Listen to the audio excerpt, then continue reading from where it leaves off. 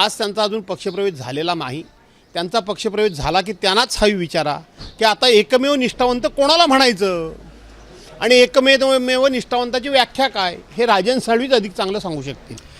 शिवसेनेच्या ठाकरे गटाचे कोकणातले आणि पक्षातले प्रमुख नेते भास्कर जाधव माझ्यासोबत आहेत। सर, पक्षाला एकंदरीत गळती लागले असं चित्र दिसतंय, कारण की कोकणातले बरेच नेते जे आहेत म्हणजे अगदी राजन साळवी, सुभाष बणे, खूप जण जे आहेत ते सध्या एकनाथ शिंदेंसोबत जात आहेत।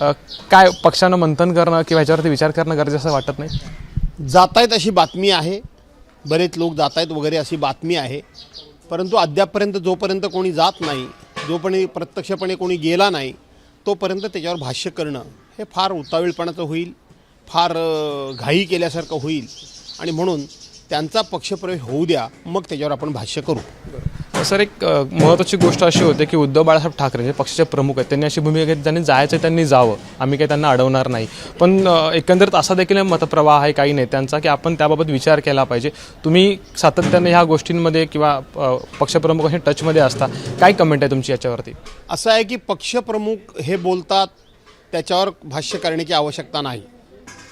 जे जात आहेत त्यांना जाऊ दे असं पक्षप्रमुख कधी म्हणतात की त्यांनीही प्रयत्न केलेला असतो, त्यांनीही त्यांना समजवण्याचा प्रयत्न केलेला असतो, त्यांच्याजवळ जे जे आहे ते जाणाऱ्यांना त्यांनी दिलेलं असतं आणि त्याच्या उपरसुद्धा जर कोणी जात असेल तर पक्षप्रमुख हेच म्हणणार, ज्यांना कोणाला जायचं त्यांनी जा।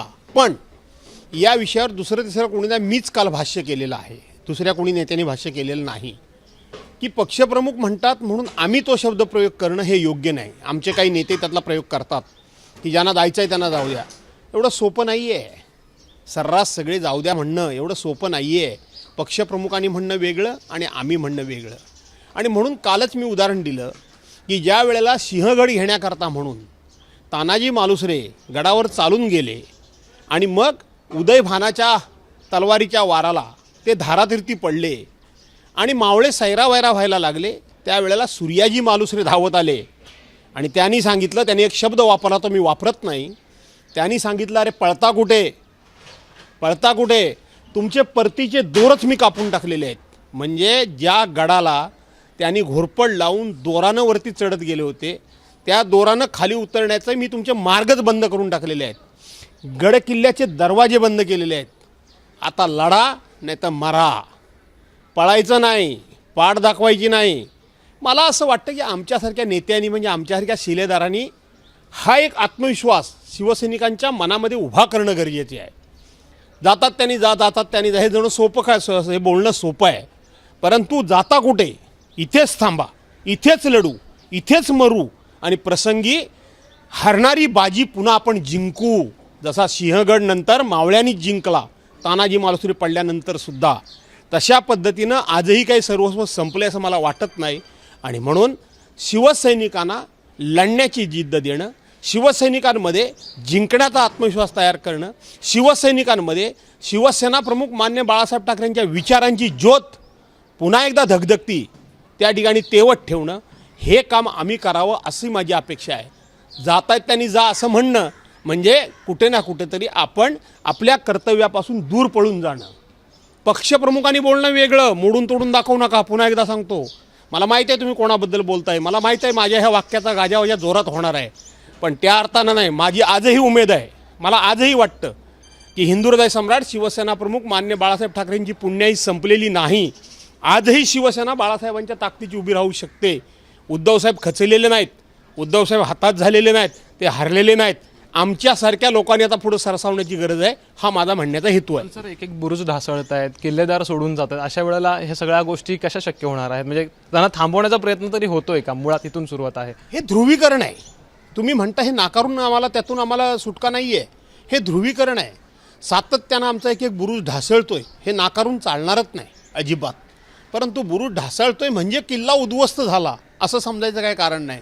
पुन्हा बुरुज उभा करू, पुन्हा त्या बुरुजावर एक एक एक एक तटरक्षक उभा आम्ही करण्याची गरज आहे।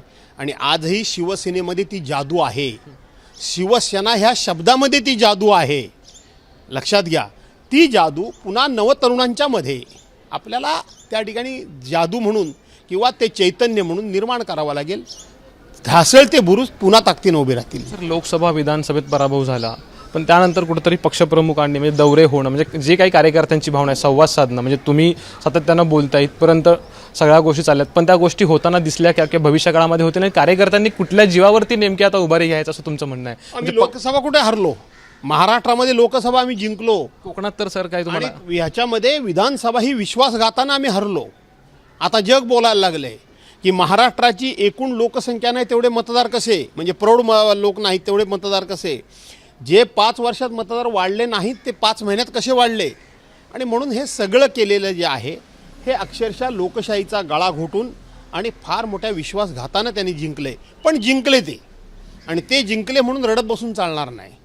मी जे मगापासून सातत्यानं सांगतोय ना, लोकशाही मार्गानं लढण्याकरता लोकांच्यामध्ये हिंमत निर्माण करावी लागेल. सर राजन साळवे निष्ठावान होते, त्यांनी सातत्यानं सांगितलं की मी काही साथ सोडणार नाही. अगदी कठीण काळात किंवा ज्यावेळी त्यांच्यावर देखील कठीण प्रसंग आले त्यावेळी देखील ते पक्षासोबत ठाम राहिले. पण अशी आज का वेळ आली की राजन साळवेनं जावं, याचं काही विचारमंथन होतं आहे आणि हा सामंतांना कटशहा देण्याचा काही प्रयत्न आहे का? आणि त्यात परत तुमचे नेते वरिष्ठ विनायक राऊत देखील त्यांच्यावर टीका करतात सातत्यानं आता देखील. मी सांगू का, राजन साळवे हे आमचे एकेकाळचे जुने सहकारी आहेत आणि मी सर्वसाधारणपणे जुन्या सहकार्याबद्दल कधीही वेडवाकडं काही बोलत नाही, मी गप्प राहतो.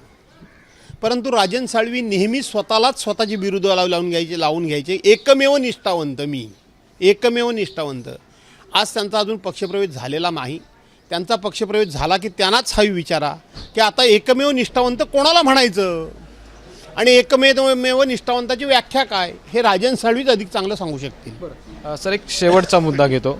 अगदी ह्या सगळ्या जेव्हा घडामोडी चालू आहेत किंवा घडत आहेत त्यावेळेला शरद पवार साहेबांनी एकनाथ शिंदेंचा जो सत्कार केला त्याच्यावरून शिवसेनेकडून आगपाखड केली गेली, टीका केली गेली. पण त्याच कार्यक्रमांना ईशान्य मुंबईचे जे खासदार आहेत संजय दिना पाटील हे देखील उपस्थित होते. याला काय म्हणजे हे कशा अर्थानं घेणार आहात? मला माहीत नाही. पवार साहेबांनी एकनाथ शिंदेंचा सत्कार केला, त्याच्यावर आमच्या पक्षाच्या वतीनं आमच्या पक्षाचे ज्येष्ठ नेते खासदार संजयजी राऊत बोललेले आहेत, त्यामुळे त्यावर मी बोलणं उचित नाही. आणि सर प्रतापराव जाधवांनी जे स्नेहभोजन ठेवलं दिल्लीमध्ये, तिथे देखील काही शिवसेनेच्या ठाकरे गटाचे खासदार उपस्थित होते. नाही, मला माहीत नाही, मला नव्हतं बोलवलं जेवणाला. पण सर कठीण काळ किती असणार आता भविष्यात पक्षाचा, वाटत नाही तुम्हाला पक्षाचा एकंदर? हे बघा, हे ध्रुवीकरण आहे. सगळ्याच पक्षांकरता कठीण काळ आहे, सगळ्याच पक्षांकरता.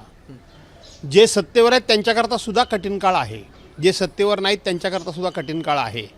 यातून मार्ग जो काढतो आणि मार्ग काढावा लागतो. शेवटी जर आपली नाव ही जर दर्यामध्ये भरकटली, समुद्रामध्ये भरकटली, तर ते बाहेर काढण्याचं कौशल्य हे त्या नावाड्याकडे असावं लागतं, कॅप्टनच्याकडे असावं लागतं.